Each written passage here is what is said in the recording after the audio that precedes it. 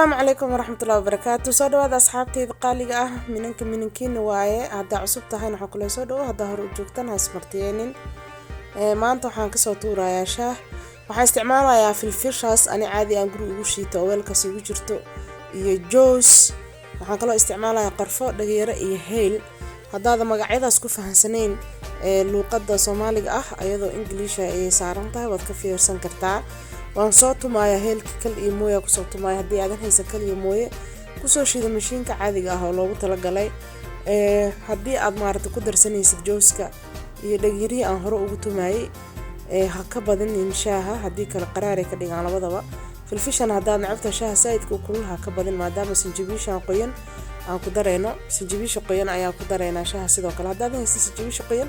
waxa ku darsan kartaa mid qaleelka ah 2 litir barcaana ah ayaan ku soo shubo kadibna waxaan ku soo darayaa half koob oo sokor ah haddaad sokorta badan rabtid hal koob ka dhigo haddaad rabto ka sii badsan kartaa haddaad rabto shaaha inuu meel fog noqdana haddana iskoobka kaaga badan maadaama caanaha ay ruuxeeda ay dhadhan macaan leeyihiin waxaan shaaha ku caanaha ku sii korinayaa qarfo oo dhowr xabo ah ku shubtay dhexda ka sii galayaan caraftiisa dhexda ka galayso sidoo kale waxaad samaysan kartaa 2 litir barcaana meeshan ka isticmaala litir barcaana iyo litir biyo oo isku darsan kartaa laakiin anaga waxa waay shaaha saana ku jecelnahay hadii shaah madow la karinaana madow hadii la karinaana cadaan sidaan waxaan ku soo daray sinjibiisha qoyneed iyo heelka aan tuntay kadibna waxa fiican shaaha daarta dhadhankiisa ina ugu yaraan 4 daqiiqo oo saas kuugu buriyo caleentana ku soo dar hal qaad caleen oo igu filan tahay ilaa 4 daqiiqo soo karinaya sidoo kale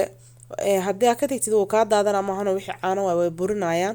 marka waardiyaha ka heenaad dhowrka daqiiqo karayaan shaayna saaran ugu diyaar noqday koobkaan ku soo diyaariyay waxaan ku leeyahay ka soo tur insha Allah hadda cusubta ku soo dhaw channelka fadlan subscribe noo saar